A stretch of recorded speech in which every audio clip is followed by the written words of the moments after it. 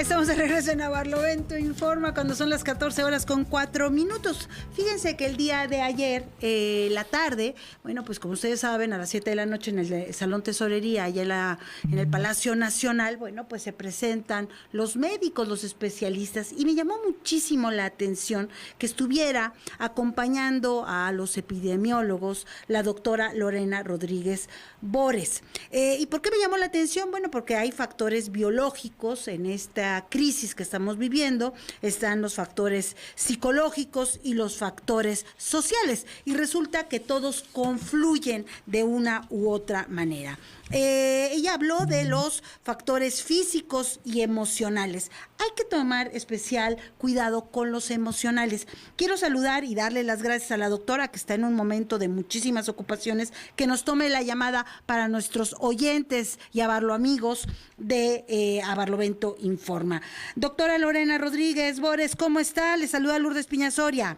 ¿Qué tal, Lourdes? Muchísimas gracias. Buenas tardes a todas y a todos. Muchas gracias por la invitación y buenas tardes también a todo tu auditorio. Le comento, me acompaña hoy en la transmisión Marta Samarripa y Ramón López Castro, que seguramente tendrán preguntas para usted también. Lo primero, ¿qué le parece que nos diga cuáles son los síntomas físicos que podemos tener en nuestra casa por estar un largo periodo, y luego los emocionales? Claro que sí. Bueno, como tú bien viste en la introducción, pues sí, los factores psicológicos y los factores sociales se confluyen junto con los biológicos, y cuando algo se altera, pues pueden dar síntomas e inclusive desarrollar o detonar alguna condición, ya sea física o una condición mental.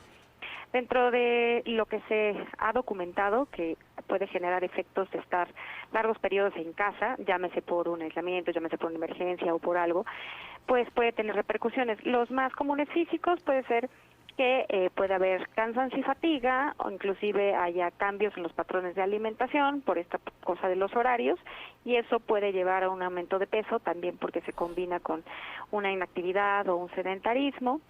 Hay una sensación de lentitud física y mental, y puede haber también cambios en nuestros patrones de sueño. Y dentro de los síntomas que puede haber emocionales, puede ser que experimentemos una sensación de aburrimiento que pueda llevarnos a un desánimo por nuestras actividades cotidianas. También se puede expresar como estar irritables y enojados, también con la sensación de no productividad, como si no estuviéramos haciendo algo y generándonos un poco de frustración por no salir, y eso pues obviamente son emociones negativas que pueden llevar también, ya en el último de los casos, a que estemos tristes y de alguna forma de riesgo de desarrollar alguna otra condición ya como una depresión o un estado de ansiedad. Usted mencionaba las consecuencias emocionales que puede tener esto. Uh-huh. Sí, bueno, ya esos son como síntomas, pero ya a nivel de qué puede pasar si alguien va por un periodo largo en casa, sí puede tener varias consecuencias y también han sido documentadas. En primera es que puede generar un gran estrés en el individuo, y ese estrés se puede manifestar, como decíamos, en todas estas emociones. El problema es cuando esta emoción ya nos lleva a generar conductas que pueden tener alguna repercusión sobre nuestra salud, pero sobre todo también sobre otros. Primero, sobre nosotros mismos, pero también sobre las personas más cercanas a nosotras, y complicar nuestras relaciones familiares. Este estado de frustración también nos puede llevar a que se disminuya la tolerancia hacia las conductas, a lo que pasa a nuestro alrededor, específicamente también de nuestros familiares, y bueno, esto puede derivar en un riesgo de si antes había o desarrollar cierto tipo de violencia psicológica, física o verbal dentro al interior de nuestras familias, con nuestros hijos, con nuestras parejas, con nuestros padres, y bueno, inclusive con algunos miembros de las familias como son las mascotas. Y bueno, esto también, en un estado de estrés puede también, estrés prolongado pues que nos genere el estar en un estado de distanciamiento, también muchas personas pueden recurrir al uso de sustancias, e inclusive abusar de sustancias, específicamente alcohol, tabaco, inclusive sustancias psicoactivas no legales, y que esto puede generar y pone en riesgo nuestra salud, nuestra salud global.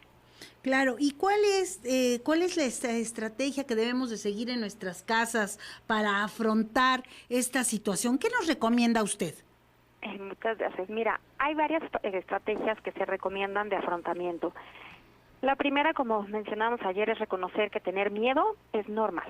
O sea, a todos nos da miedo y a todos nos da desconcierto esta distancia, este compromiso que tenemos que tener en este momento los individuos de quedarnos en casa y tener este distanciamiento social. Pero también al mismo tiempo recordarnos que es una situación temporal, que va a tener un fin, que no va a ser para siempre. La siguiente es que tratar de cambiar esta connotación negativa de injusticia, de por qué estoy aquí, esto no es justo, o a mí me gustaría que fuera diferente, tratar de afrontarlo de una forma positiva, así se llama afrontamiento positivo, de tratar de ver la parte positiva de esto que estamos haciendo. En el momento que nosotros nos comprometemos con un distanciamiento, estamos haciendo algo bueno y estamos aportando algo bueno para nuestra salud, para la de nuestra familia, pero también estamos aportando algo bueno para el bien colectivo. Es decir, de alguna forma, pensar un poco con esta medida, aunque parezca así de simple distanciar, con esa medida están salvando vidas, se está disminuyendo la transmisión, se disminuye la propagación del virus, y eso debe de generar en nosotros un sentido de altruismo y, por supuesto, impactar de forma positiva en nuestras emociones. Algo ya muy puntual y muy práctico que se está recomendando, porque todas estas recomendaciones obviamente también vienen de estándares internacionales, la OPS, la OMS, es primero que nada tratar de diseñar y mantener una rutina, la rutina que tenemos, es decir, conservar nuestros horarios tanto de comida como de levantarnos, o sea, nuestros horarios de sueño, tratar de mantener en la medida de lo posible las actividades que tengamos. Si teníamos un horario laboral, pues tratar de mantenerlo de la misma forma en casa, tratando de trabajar en tareas, en actividades que tengamos y que se puedan hacer a distancia. Los niños específicamente, es importante decir y apoyar que la decisión que tomó la Secretaría de Educación Pública, reforzar que no son vacaciones, es un periodo de distanciamiento y también se van a mantener las mismas actividades que tenían, se van a mandar tareas, se van a mandar ejercicios para que también haya una continuidad en el proceso de aprendizaje. La otra es también mantener espacios recreativos, también ver que si hay algún periodo durante las tardes, bueno, organizar algún tipo de actividades, como decíamos, de sana recreación, verlo como una oportunidad de convivencia familiar, jugar juegos de mesa, tratar de no mantenerse viendo la televisión de forma indefinida y buscar actividades manuales que nos distraigan. Otra cosa importante es que sí es importante mantenernos informados, porque es importante también mantener precauciones, pero tratar de evitar la sobreinformación, es decir, también establecer horarios para los cuales yo voy a buscar información, decidir si va a ser en la mañana, en la tarde, escuchar algún noticiero, ver algunas fuentes, pero siempre y cuando también tener cuidado que estamos leyendo, ¿no? Es decir, buscar información verificada, información pues que no vaya más bien a acrecentar este estado de miedo y de pánico. Tenemos también que tratar de mantenernos en contacto. Vivimos en un momento en que gracias a la tecnología es un privilegio que podemos comunicarnos con nuestros seres queridos y también inclusive, además de tener seres queridos, pues también mantener o designar quién puede ser un contacto de emergencia y saber que siempre podemos tener a alguien que podamos hablar en caso necesario. La otra también va con medidas generales, tratar de mantener una buena alimentación, mantener una rutina de ejercicio y de higiene de acuerdo a la situación y sobre todo mantenerse positivos de que las crisis también son oportunidades para mejorar. Efectivamente, doctora Lorena Rodríguez Bores, secretaria técnica del Consejo Nacional de Salud Mental. ¿Tienes una pregunta, Marta? Ay, gracias, sí. Comentar primero una experiencia. Alguien me cuenta que se convirtió en la mamá de sus hijas. Y entonces, en la maestra de sus hijas.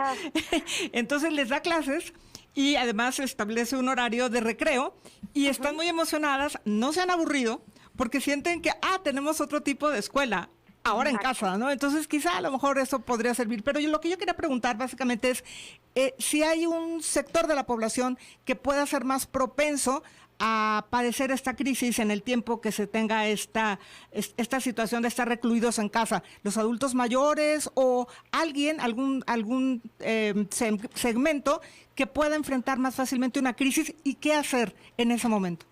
el que puede afrontar más difícilmente.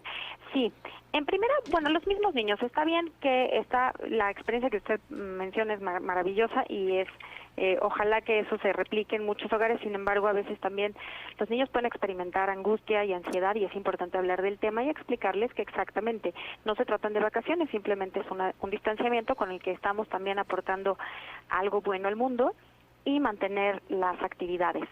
En cuanto a los adultos mayores, es importante que lo que acaba de mencionar, sí puede ser una población que es importante decir, por su bien hay que mantener este distanciamiento social, pero no es una causa, o no debería de ser, una causa de aislamiento o inclusive de abandono. Por eso siempre tratamos de dar el mensaje, sobre todo a los adultos, de que mantengan contacto con sus familiares adultos mayores por teléfono, hablarles constantemente, ahora sí que de alguna forma tratar de acompañarlos en este distanciamiento.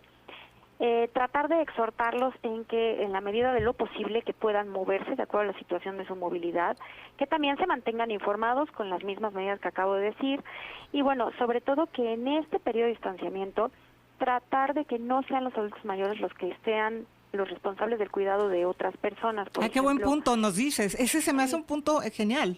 Lo que pasa es que recordemos que muchas veces muchos abuelos y muchas abuelas son quienes cuidan de los niños o cuidan inclusive de otros familiares enfermos. Eso es algo que en el sector salud, bueno, en los escenarios clínicos lo vemos muchísimo. Generalmente son quienes acompañan a los enfermos en las unidades de salud, etcétera. No es lo más recomendable en este momento. La verdad es que es a la población de la que más tenemos que cuidar, porque lo que hemos visto en otros países, en las experiencias recientes, es que justamente se convierten o se ha convertido este grupo de edad en el grupo de riesgo, sobre todo aquellos que tienen enfermedades crónicas asociadas. Y otro grupo importante que sí quisiera mencionar son aquellos que ya tienen alguna condición médica psiquiátrica previa, que creo que también es importante que este estado de aislamiento puede afectarlos, puede acrecentar su estado de ansiedad o puede inclusive detonar alguna crisis o puede inclusive generar un nuevo episodio depresivo mayor, etcétera. Entonces es importante varias cosas en este grupo, que también en primera tratar de, en la medida de lo posible, adherirse a su tratamiento, si es que tienen tratamiento farmacológico, tratar de aumentar las redes sociales a través de teléfono y mantenerse comunicados. Y bueno, las mismas recomendaciones aplican también el mantenerse con una actividad, porque bueno, finalmente también el ejercicio es parte de una rutina saludable también para la salud mental. Serían como los grupos importantes que habría que tener mayor cuidado con ellos. Doctora, si nos permite una última pregunta, Claro que sí. de Ramón López Castro. Doctora Lorena Rodríguez, ¿qué tal? Buenas tardes. ¿Qué tal? Buenas tardes. Quienes hemos vivido la experiencia del home office cuando se dio la emergencia de la H1N1, teníamos también otro reto, cómo trabajar por objetivos, como que uno se pierde en la casa y hay muchas cosas que distraen la atención de la persona. ¿No cree usted que sería conveniente establecer objetivos diarios? Es decir, bueno, yo hoy me propongo hacer esto, esto y esto, y así plantearse metas personales para que el día sea productivo.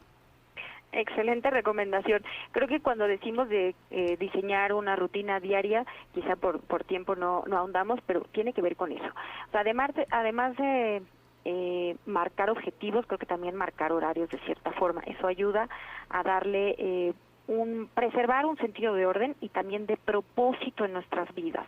Es decir, si nosotros nos programamos de antes a que este periodo de sano distanciamiento también va a tener que continuar con el propósito en mi vida y los proyectos, eso nos va a generar un sentido de productividad, contrario a lo que yo explicaba hace ratito, que ese es uno de los síntomas negativos o una de las expresiones negativas que puede padecer una persona en el momento de un aislamiento. Entonces, si nosotros le damos ese giro, por supuesto que pueda ayudar, y sobre todo a las personas que se encuentran trabajando, por eso las tareas, que finalmente cuando uno cumple un objetivo viene una sensación también de satisfacción, de que cumplimos algo, y eso también disminuye la ansiedad. Y otra cosa importante, también el ocuparnos disminuye la ansiedad de buscar información que solamente a veces alimenta el miedo. y entonces creo que también pasa el tiempo, nos sentimos productivos y bueno, podemos también sentir un poco más de satisfacción. Doctora Lorena Rodríguez Bores, secretaria técnica del Consejo Nacional de Salud Mental, le agradecemos muchísimo que nos haya tomado la llamada en esto que es A Barlovento Informa contra viento y marea, y si usted nos los permite, conforme pasen los días y las semanas, bueno, pues si usted está dispuesta, la buscaremos. Claro, para contribuir a estar relajados, ¿no? A disminuir esta tensión, porque además, evidentemente hay una ansiedad individual, pero hay una tensión social, colectiva, y que es importante que pues estemos conscientes de ello. No, yo te agradezco a ti, a todo tu público. Gracias. Muchísimas gracias y sí, estoy a sus órdenes. Muchísimas gracias, doctora. No, gracias a usted. Un abrazo y